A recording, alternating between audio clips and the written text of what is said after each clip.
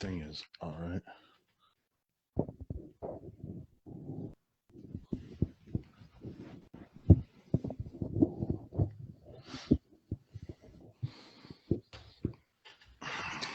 And we are live. Hey. So What's good up? evening, gentlemen. Good evening. How was your Good guys' evening day to so you as far? well.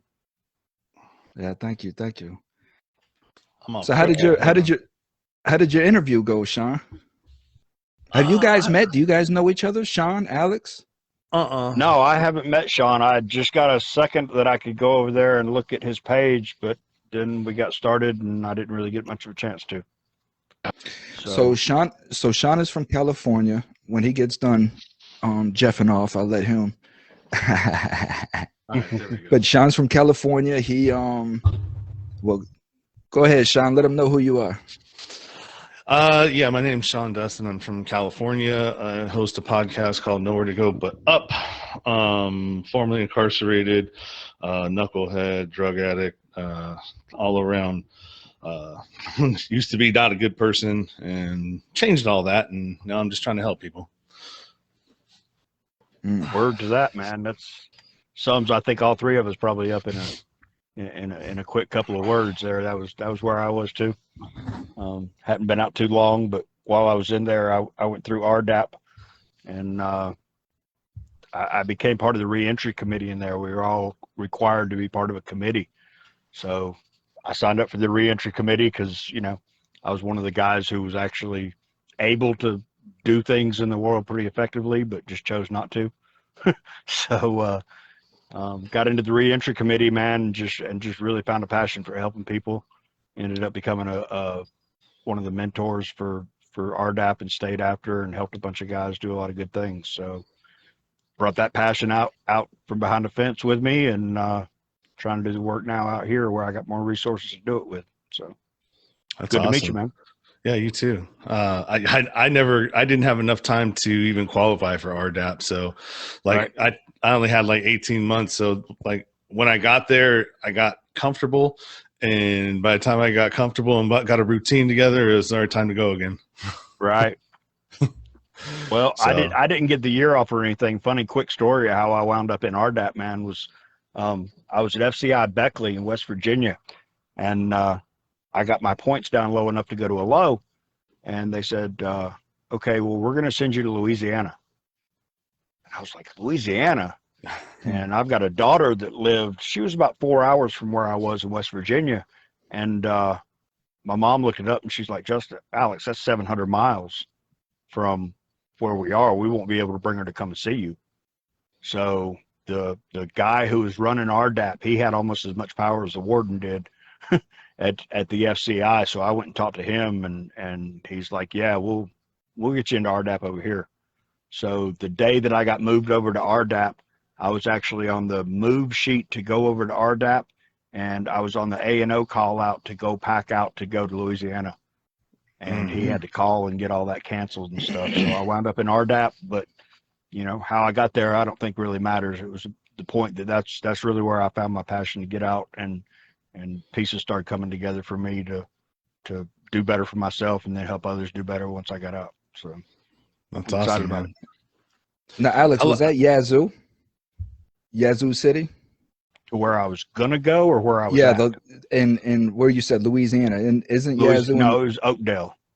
Oakdale, okay. Yeah, I heard Yazoo's in Oakdale was Mississippi. okay. Right, okay, Mississippi, Yes. okay. Yazoo's in Mississippi, Oakdale. I heard it was okay, and I wouldn't have minded, but at the time I had like a year and a half left on my bid, and that would have been like a year and a half I didn't get to see my little girl, so yeah, I wasn't really going for that. And I had my issues before I came to prison and stuff anyway, so RDAP wasn't a bad deal for me. I was 45 years old when I got locked up, and when I did, I was like, okay, well, all right, it's time to get your shit together. You done been a knucklehead for 45 years, so you know what you need to do. You just need to start doing it. Yeah. So RDAP for me wasn't a bad move, and it wasn't a tough decision either. I was like, all right, let me go do this. And, yeah. So Sean had a question. What were you gonna ask him, Sean? No, I was gonna say, how long have you been out? About 9 months. Actually, Yeah. 9 months, a couple days ago. Yeah. Nice. Well, congratulations. Thank Yeah. you. How about yourself? Well, I got out in 2006. Oh, okay. Did a couple violations and didn't get off the meth. Didn't get off the meth until 2010, and then slipped into a 7-year opiate addiction. And but I was still able to function on that, so I was still able to keep leveling up and doing the things that I was doing. And it wasn't until I started my podcast, so actually about 6 months before I started the podcast, that I'm like, if you're going to be talking to people about the things you want to talk to people about, you need to stop doing this, because Right. how are you know what I mean? How are you going to tell anybody anything while you're sitting there popping pills and selling pills and you know what I mean, doing all Right. that behavior still? And Yeah, so it's that hard to was be authentic like that. yeah.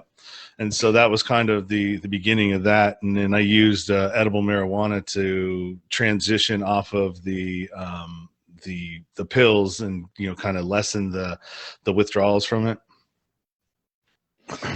so what do you guys want to really discuss as far as some of the emotions that we go through? Do you want to discuss, like, as far as when we first went in, or how we're dealing with life now as a transition? Well, What do you think is more relevant? I don't know. I mean, because if I'm talking about myself, I mean, none of the issues that I was dealing with prior to incarceration were even dealt with while I was in incarceration, right? Because I didn't get any programming, I didn't get anything. All I got was some yard time and a better body. And when I left, I was still the same toxic person that I was when I came in. It Right. just expressed itself differently, And Well, for me, my interest is always in where the transition occurred. That's where my interest is at, is in each person that I speak to that has went through some challenging stages in their life, because there's so many people out there going through challenging stages in their lives. And like Alex's transition and Sean's transition may have been two completely different transitions. Absolutely. And what Alex went through may be able to help somebody, and what Sean went through may be able to help. So that's always where my interest is at. But I really want this program to be as fruitful as possible, because an hour goes quick. And so, I don't want to get lost in anything too much. I want to try to be as diverse as possible with emotions that everybody can kind of relate to. So I guess let me start off real quick. So Sure. For me, the biggest thing that I deal with, I'm just going to go with today, right? I've been out 4 years. When I came home, I thought I was prepared. I thought, I had the world by the balls.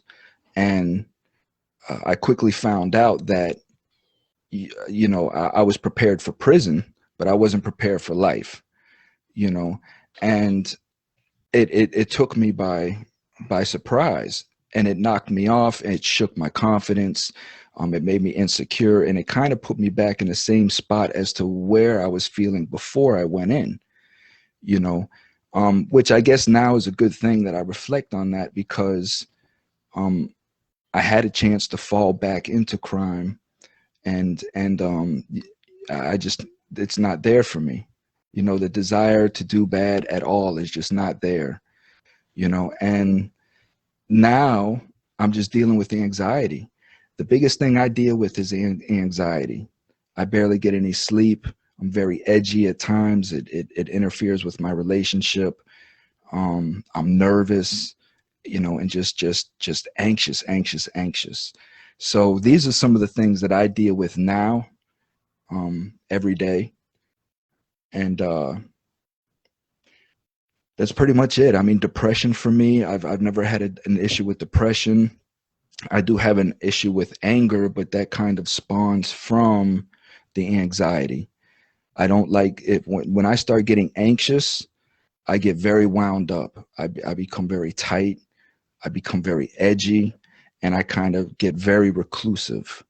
And it's very hard on a relationship. If the woman, didn't love me the way that she did, she wouldn't be here because of my actions. So that's it for me. That's kind of what I deal with on a daily basis for me. I can see that. Well, you know, and it makes a lot of sense that you talk about um, some of the things that cause you to, you know, get angry about stuff. Because I think that seems like I read it somewhere, but it makes perfect sense to me that, you know, anger comes from fear um, in most cases. You know, just talking about straight up emotional stuff and emotions, you know, anger usually comes from frustration and fear at not knowing how to handle situations and not knowing how to deal with the situation that you're in. And so that makes a lot of sense that you feel that. Did you have, just out of curiosity, if you don't want to say it, that's fine. No, no. I mean, we're all here to share. I don't know that that much about your history. You and I have just recently gotten really connected with each other, but did you have an addiction problem in the past? No, that's one thing No. about me is as I did not have an addiction problem. I was the pusher. Okay. I was the other guy. Okay. I was just curious about that because I have addictions. I mean, because I don't want to. We all have addictions of some sort, Yeah. you know. And I've had, my addiction was ego. That's what my addiction was. I mean, that to me, ego came before anything. Yeah. You know, I came before everything. So, and I still battle that now today. It's a tough one to a tough one to do in the competitive world that we live in, you know, where everybody's watch out for themselves and you don't have a lot of people that, you know, really looking out for each other. So no, I was just curious about that. Um, with my range of emotions, I mean, I've gone through a lot, dude, and I was my drug of choice or whatever you want to call it was alcohol. I was a drinker. I was never running in the street shooting heroin or smoking crack, holed up in a hotel. I was never any of that. I stayed home and drank, you know, to the point where I couldn't function in life. I couldn't keep a job. I couldn't do any of those things. And I think on a subconscious level, I was like, all right, you got to do something drastic in your life. I had a 4-year-old daughter when I went to prison, and I was very close to her and loved her very dearly, but I couldn't be a good dad because I was drunk all the time. But that didn't keep me from being involved in her life. And I was like, okay, you're going to have to do something drastic in your life to change the course that you're on. And I think there was a subconscious part of me that was like, God, you have to go hit a lick. And I was in for robbing banks. So I went out and did that and caught my bid and went in and was like, all right, time to get your shit together. So, you know, part of my whole journey with figuring out how to get myself together was really taking a hard look at myself and working on dealing with the emotions that I felt. I had a lot of anger issues as well. And looking back on them now, I can say without any doubt that they came from frustration at me not being able to cope with the way the world was. I wanted to change the way the world was. I wanted to make it suit me rather than me suiting it. And we all know that shit don't work. Don't work, buddy. So the thing that I learned from it, for me personally, was that, you know, the mind works like a muscle. You know, you have to condition it and work on it and do that on a pretty consistent basis for you to get the kind of results that you want. So I literally had to start monitoring what I was thinking, or at least being mindful of what I was thinking, and trying to catch myself when I started spinning off into an anger thing or just being negative and pissy about something, you know. And it's kind of hard at first, and you don't do it all the time. But if you start doing it eventually a little bit here and there, it's like, okay, yeah, this isn't doing you any good to be mad about this. It's like drinking poison to kill somebody else. So you start catching yourself doing that, and you got to stay at it. But if you stay at it, you'll start catching yourself doing that more and more. And what I found was that eventually I was able to turn myself into a pretty positive person. So the emotions that I deal with today are coming after, you know, probably 3 years of me working on changing my thought patterns and where I'm at now. The life that I have now is freaking amazing, dude. I mean, I'm so much more of a happy person since I got out. The 9 months that I've been out, I have accomplished a great deal. I just landed a job that I love. And so the emotions that I deal with right now are great.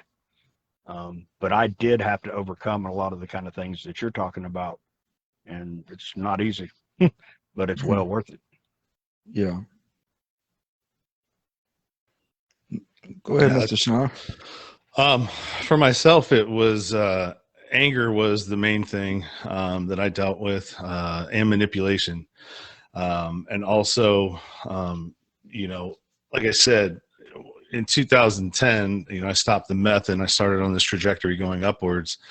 And what I realized is that, well, you know, I took the substances away, and even taking the pills, you know, that kind of helped, but the anger was still there. You know, it wasn't doing its job as far as like stuffing those emotions down and numbing them like meth did, right? Because when I was in meth, I was smoking meth and out there doing that. I checked out of everything. I didn't feel anything, and you know, it just started spilling out everywhere. You know, like I'd be playing softball, and all of a sudden somebody would set me off, and now I'm trying to fight the whole team, right, that I'm playing against, and I'm Oh, you doing were this. that guy. Oh yeah. And now I'm doing this in front of everybody. And it's like, you know, like what does that look like? You know, like I was the guy that was always constantly having to apologize tomorrow for the shit I did today. And, you know, who knew when it was going to be? Who knew when I was going to blow up? I was a toxic person in all my relationships. I was mentally, emotionally, and verbally abusive to the women that I was with. A lot of that had to do with me projecting my own hatred towards myself onto them. And, you know, that didn't stop until, I mean, I would say probably until 2 years ago, when I really, really started taking a look at who I was. And then my daughter, you know, I have a daughter too. She's almost 4. She was witnessing this at a certain point, right? You know, when she was 2 years old, I was in a rage, and I was yelling at my ex and arguing and all this stuff. She was behind me, and then I looked back and she was gone. It snapped me out of whatever I was going through, and I went to go look for her, like, oh, where'd she go? And she was in the furthest part of the house, hiding and crying and cowering. And that was like, it snapped me out of it. And I was like, holy shit. I'm like, I wonder if that was me when my parents were fighting. And so it really got me to look at the cycle. I'm like, here I am just recreating that whole traumatic thing all over again to the next generation. And so one more time it happened, and we were in the car. I'd already left the relationship after that, because I was like, right, well, this is not going to continue to happen, because all I'm doing is setting her up to fail in the future when she comes across a person like me and realizes, you know, that she's being abused emotionally and mentally and all this stuff, but she doesn't leave because, well, that's what my parents used to do. That's normal. Right. And it's not normal. No. A loving relationship doesn't look anything like that. You know, of course you're going to argue with your significant other. You know, of course you're not always going to get along.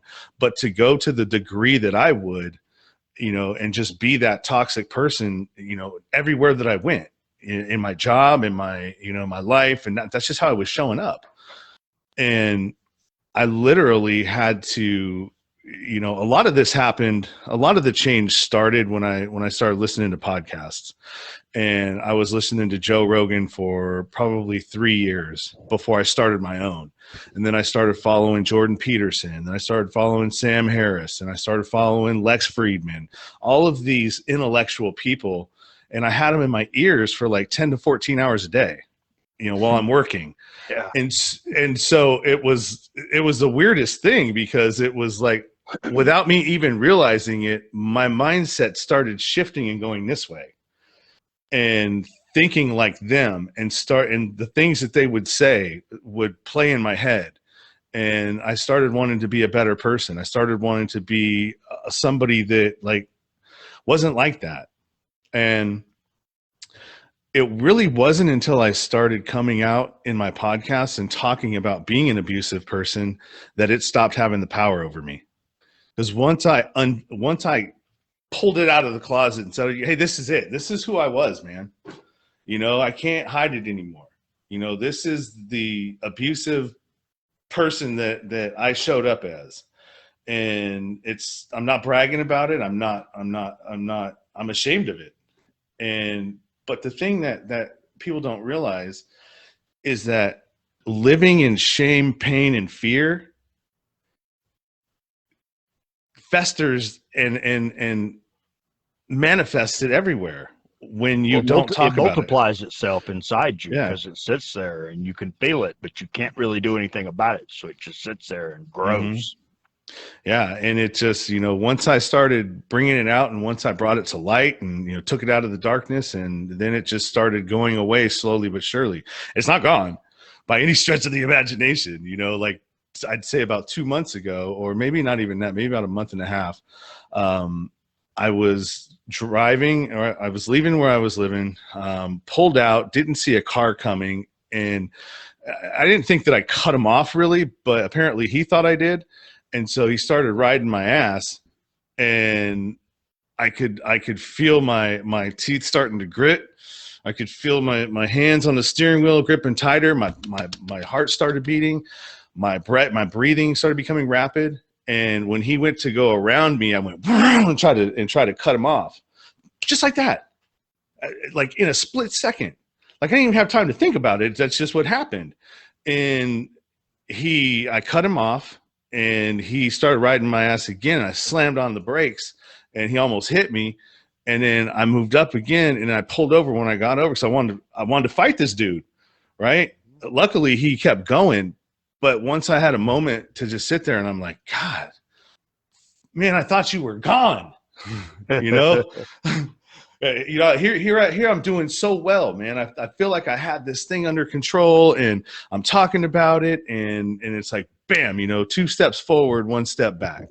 But what I did is I took like lessons from what I've learned. So let's dissect this. Let's reverse engineer this whole thing. Right? I'm sitting there on the side of the road going, okay, what are you going through? What are those triggers that I just told you were happening?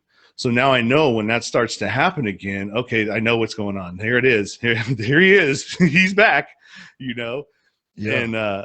And you did that after the moment? Yeah. Like as soon as it happened, you stopped and self-analyzed. When I pulled over and he kept going, I was like, all right.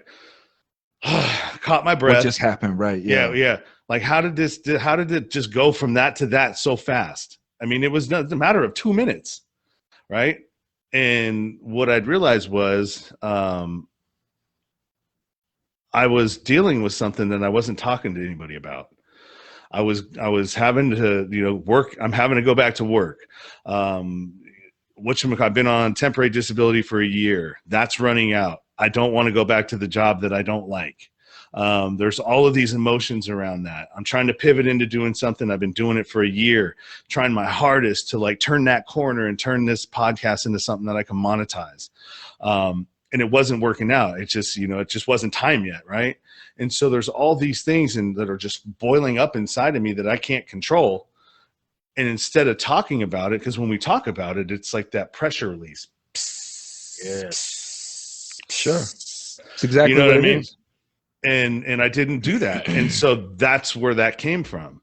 Right. And it's that the fear of having to go back to doing the thing that I don't like, which is going to keep me from doing the thing that I love. Right. You guys, man, you guys brought up a lot of great points, man.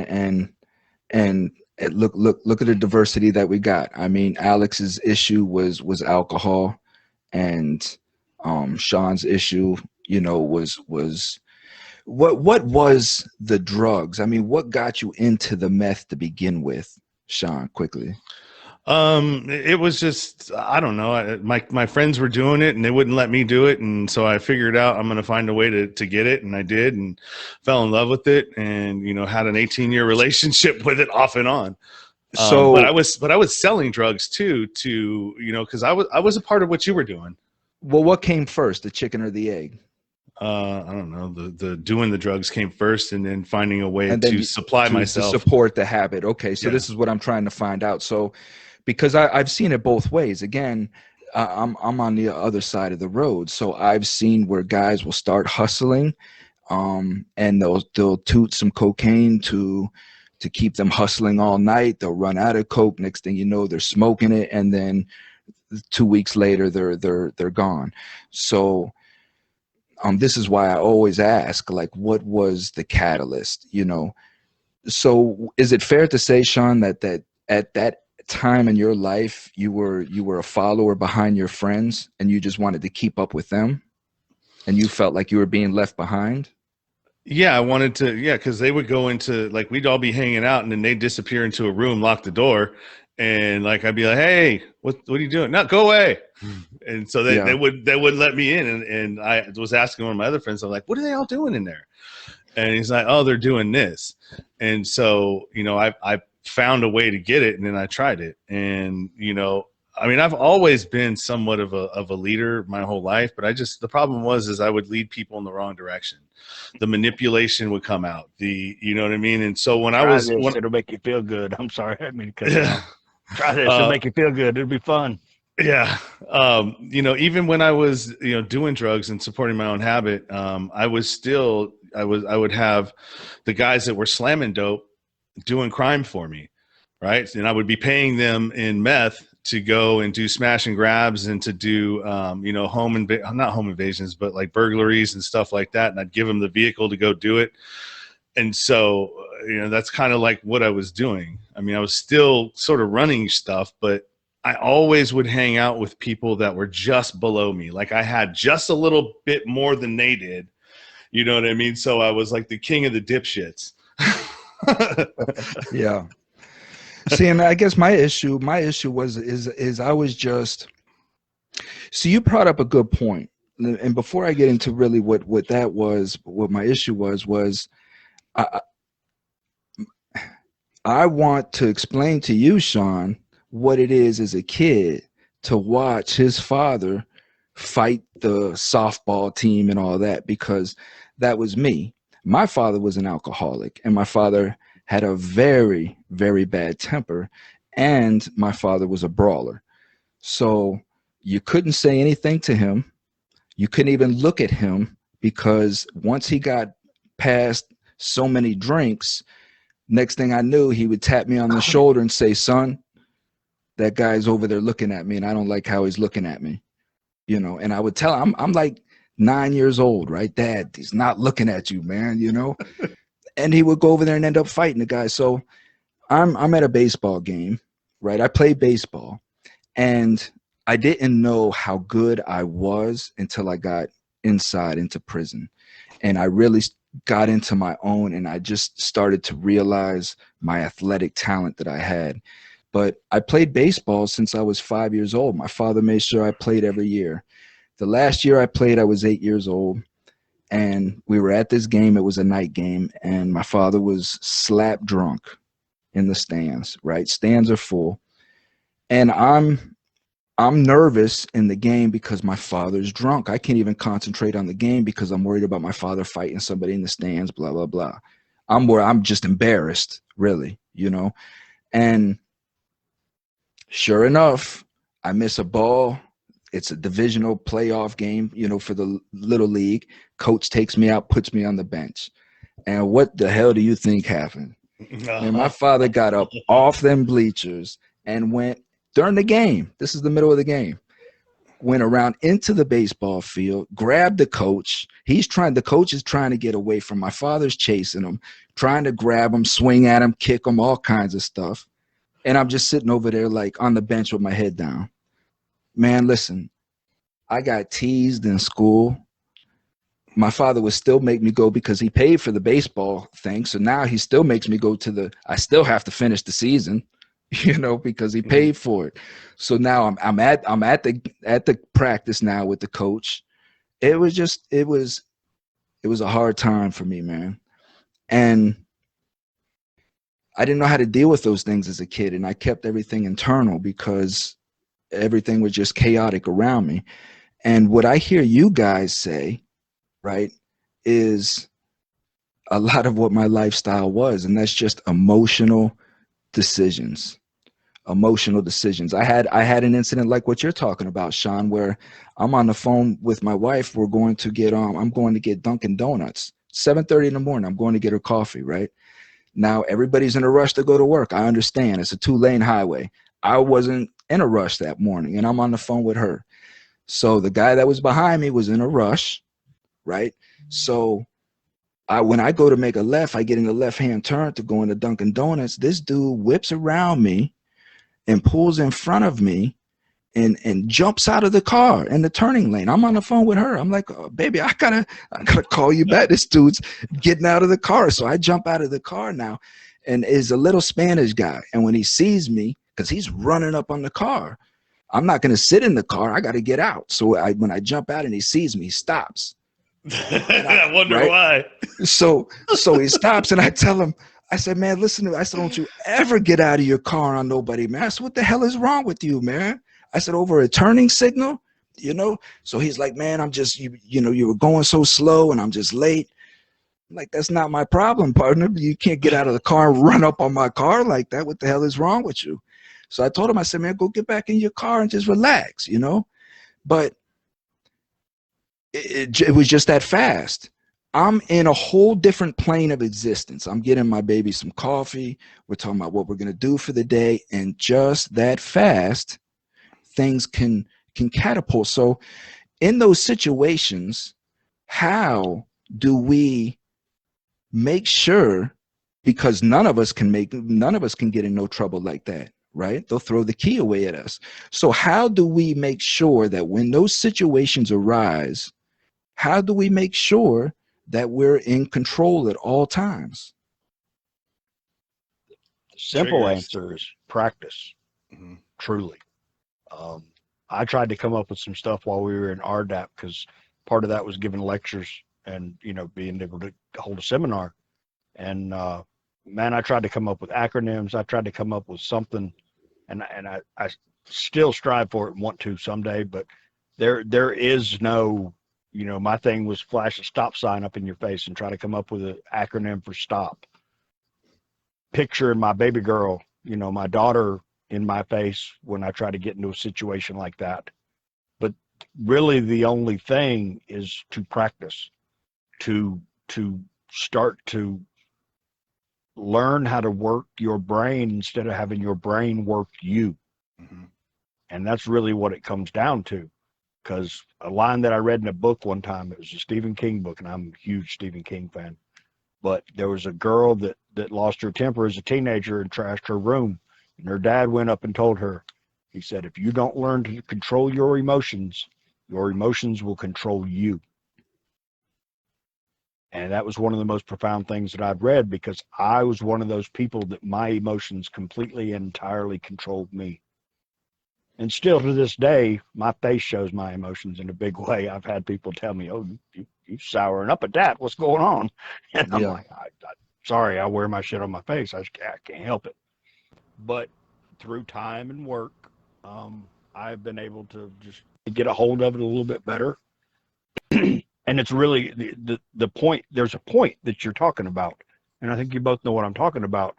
It doesn't you don't gradually get mad. Not usually. Mm-mm. You go from 0 to 60 in like 0.5 seconds. Instantly, something hits you wrong, somebody comes at you sideways, whatever it might be, shit hits you and you're like, oh, fuck that. Right. So only through, like I'm talking about, just being able to monitor yourself and keep yourself in check. And it starts with the little things like I was talking about before, being able to, you see yourself spinning down this hole of negativity and, oh, now my day's going to suck because this happened. This one little thing that happened, like you went to brush your teeth and you was out of toothpaste. Something like that was the kind of thing that would trigger me to just go down this little spiral hole. Well, you start working on controlling that, and then you get a better handle on your emotions as well. Well, so can you give just a couple examples of, like, when you say practice, what is somebody to do when you say practice? Like, can you give some examples of maybe something where somebody can just but just stop, something that we do every day where we just lose our emotions over, that if we just took a second and just say, you know what, why? Well, you start with the little things, really. I mean, and yeah, I can give you some examples. Okay, like one of the biggest thing, and if you go look at my Facebook page, this is my little tagline on there. It says that 10% of your life is what happens to you, and 90% is how you react to it. Mm-hmm. Because you can take any situation and spin it the way that you want to spin it in your head to make it work for you. Even if something is would normally be construed as negative, you can take that as a learning lesson.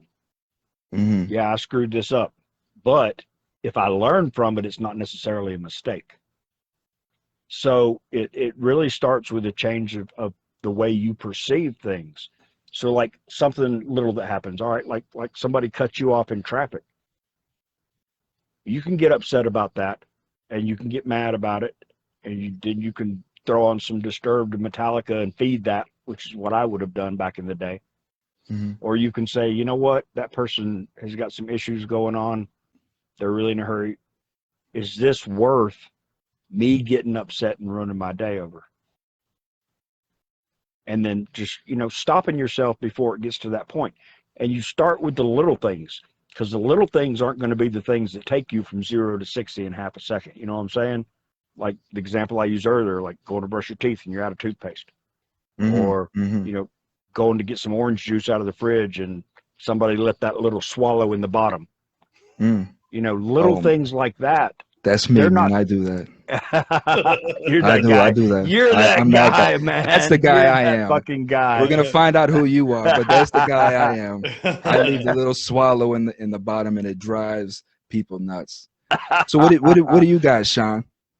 Because I saw you raise your hand a minute ago. Yeah, so I mean, all of the things that we're talking about, these are all subconscious level stuff, right? These are auto responses that have been learned over long periods of time, and this is how we normally respond to it. For me, it was anger, and that's how I responded to it. Lying was another one. I would lie for the dumbest shit, and just for no reason. And when I would stop and think about it, like, why'd you just lie about that? Now you just made things even worse for yourself, because now you're going to have to, nothing that you're going to say around this is going to make any sense, or it just gets even worse. And so, but these were things that were ingrained in my subconscious as to my operating system, right? We talk about being flashed into the operating system. And so for me, it was, and to go along with what you were saying, it's and how you respond. I stopped reacting emotionally and I started responding intelligently. And when I stopped reacting, things got a lot better. I mean, they didn't get perfect, but it kept things in the forefront of what I was dealing with. And as long as it's in front, I can see it and I can step back from it as I'm dealing with it. There was one thing that I was going to say, and I can't remember what it was, man. It just went as I was sitting there thinking about something else. But I mean, really, it comes down to changing that behavior by replacing it with a new behavior. And like what Alex was saying is that you have to keep trying. It's like it's almost like a kid. Like when your kid falls down and gets up and falls down and gets up and falls down and gets up. At some point, as long as he keeps trying to get up, he's going to get up, and it's going to work. How many times did it take me to stop trying to do drugs and do better? It took a hell of a long time. It took almost 18 years. Right. But damn. when even longer than that. But I mean, when I finally got serious about it, the time in between the failures were further and further and further and further apart. And so now when I fail forward because I learned from my mistakes. And like I did with the incident, I stopped and I'm like, okay, what's going on? You got to have self-talks I have to have self-talks with myself all the time. You know what I mean? And it's like, I just close myself in a room and just like, dude, what's going on, man? Why are you trying to pick a fight with your girlfriend for no reason? She isn't doing shit. She isn't doing shit. You're just going out there you're trying to gaslight her. You know what I mean? For no reason. What are you doing? Why are you doing that? And it's awareness. Self-awareness is the key to all of this. once you become self-aware, you literally have no choice but to do better. Well, do you think that we're always self-aware, or and like, okay, so for me, like I always knew what I was doing. I just didn't care, or like I always knew that I was supposed to do the right thing or whatever, but I was just so egotistical and narcissistic at that time that I just didn't care. So, do you think we're aware that we're being a dick? Like your example was a perfect example, because how many times do we go and pick fights with our spouses because we're just you got our panties in a bunch about something? You know what I mean? So you bring up such a great point. So how often are we really aware that we're that way, and we're just lying to ourselves and blaming her for putting the pickle jar upside down or whatever some stupid reason is, you know? Um, yeah. So are we really being honest with ourselves? Well, I think a lot of that comes back to communication and being able to communicate with your, like me being able to communicate with my girlfriend about how I'm really feeling, or what it is. Like for me, manipulation is a huge thing, and I've constantly got to make sure that I'm doing things for the right reason and it's not self-serving, because my ego wants to serve itself constantly. I want to be the king podcaster. I want to be Joe Rogan. I want to be all these things, but I can't be any of those things until I'm putting other people first, and then maybe that'll happen later, but for me, I mean, it's a constant struggle, man. I don't know any other way to say it. It's Well, exhausting sometimes. it's very exhausting.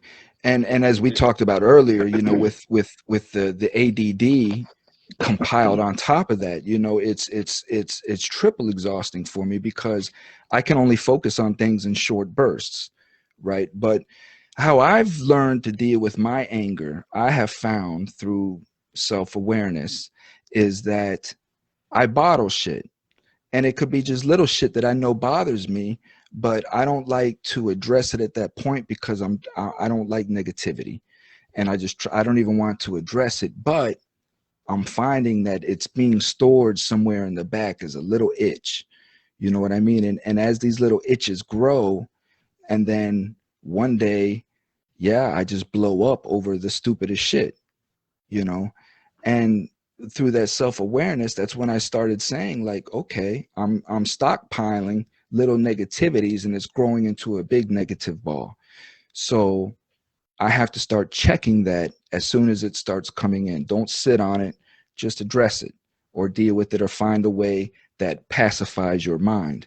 And by doing that, I have found that it's been much, much easier for me to control my anger and just pacify myself.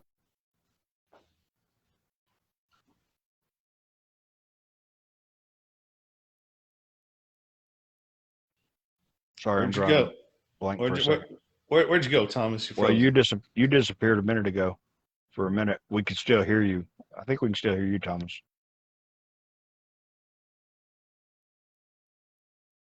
Check, No. check one. Who's- Mike, check, who's check, check one. No, so I mean, he makes a good point There too. you And go. I was talking to my girlfriend earlier. Yeah, yeah, yeah.